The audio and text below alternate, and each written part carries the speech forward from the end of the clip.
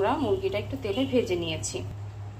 এখানে তেল দিয়েছি পাতিলে এবং একটু ঘি দিয়ে দিচ্ছি তেলের মধ্যে, একটু ভালো ফ্লেভার আসবে এই জন্য।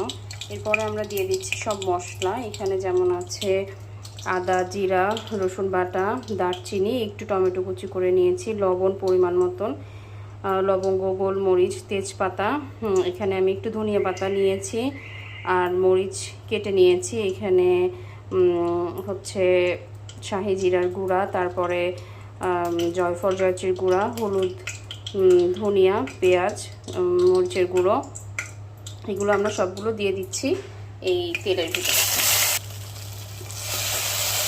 ডালপাতা দেখতে পাচ্ছেন মশলাটা খুব সুন্দর করে কষানো হয়ে গেছে।